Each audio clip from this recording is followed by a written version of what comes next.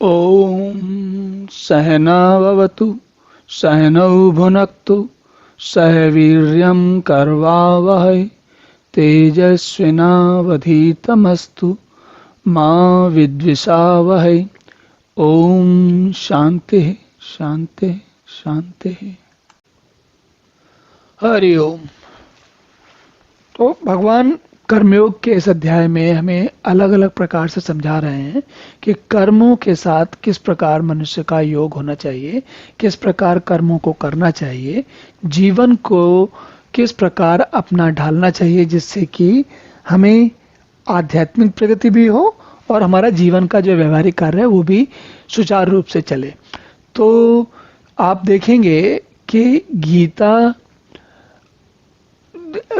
बहुत ज़्यादा व्यवहारिक बात करती है।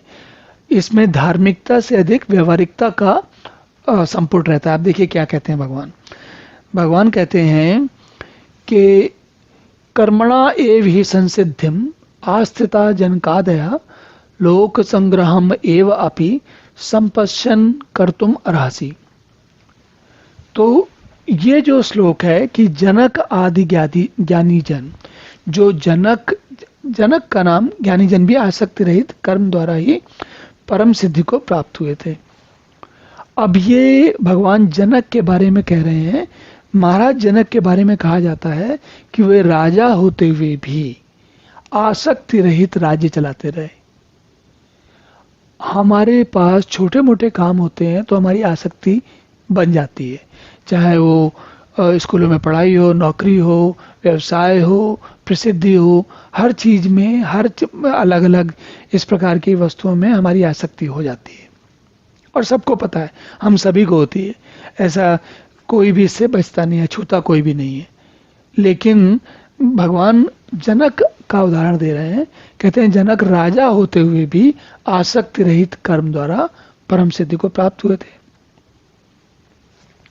तो जनक का उदाहरण यहाँ इसलिए दिया जा रहा है क्योंकि जब इतने बड़ा कोई बड़ा राजा ऐसा काम कर सकता है, और राजा का जीवन, आज तो राजा होते नहीं लेकिन जब राजा होते थे तो आप समझिए कि राजा का ही सारा भार है।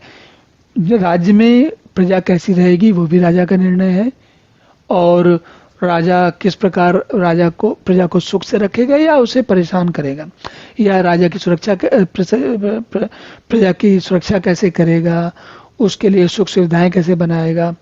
और इन सब में हम भूल जाते हैं कि राजा के दुश्मन भी होते हैं, राजा के शत्रु भी होते हैं, वो भी उसके लिए हानि पहुंचाने का कार्य करते रहते हैं, दूसरे राजा आक्रमण करते रहते हैं। तो राजा का जीवन, हम राजा के जीवन का ठीक से अनुमान नहीं लगा सकते क्योंकि राजा लोगों को आशंकाएं बहुत होती हैं, उनके ऊपर जिम्मेदारियां बहुत होती हैं।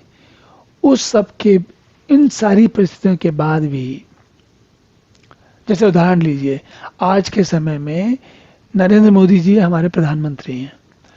तो और हम सभी जानते हैं कि नरेंद्र मोदी जी बहुत लंबे समय तक लगातार प्रतिदिन भी 18 घंटे, 16 घंटे, 22 घंटे, पता नहीं लोग कैसे बहुत ज़्यादा काम करते हैं, बहुत अधिक काम करते हैं। तो अब आप सोचिए कि अगर नरेंद्र मोदी को आसक्ति होगी तो कैसे वो कर्म द्वारा कैसे काम करेंगे अपने। और मैंने यहाँ पर नरेंद्र मोदी की तुलना जनक से इसलिए की है क्योंकि जनक भी राजा हैं और नरेंद्र मोदी ठीक है चुने हुए राजा हैं, लेकिन काम तो वैसे ही राजा का करना है ना उनको। तो उदाहरण यहाँ इसलिए समझना चाहिए कि जब बहुत महत्वपूर्ण पदों पर रहने वाले व्यक्ति, उनके लिए भी, उनमें भी ऐसे लोग हो सकते हैं कि जो आसक्ति रहित होकर कर्म करते हैं, तो हम तो उससे अच्छा कर सकते हैं। और भगवान यहाँ पर उसके बाद एक बात और भी जोड़ते हैं कि लोक संग्रह को देखते हुए कर्म करने के योग्य है। अब आप सोच के देखिए, लोक संग्रह का मतलब क्या है? व्यक्ति को अपने लिए कुछ नहीं चाहिए, केवल लोग के, समाज के लिए और लोगों के लिए कर रहा है। तो जनक भी ऐसे ही राजा हैं और नरेंद्र मोदी भी वैसे ही राजा हैं।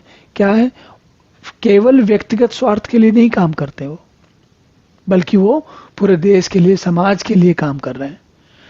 तो भगवान ये कह रहे हैं कि लोक संग्रह को देखते हुए भी काम करना चाहिए, हाथ पर हाथ रखकर बैठने से क्या फायदा।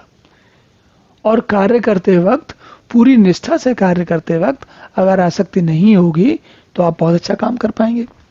चलिए अब अगला श्लोक देखते हैं।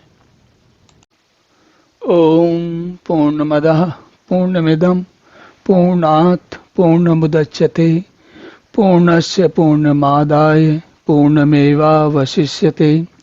ओम शांति शांति शांति।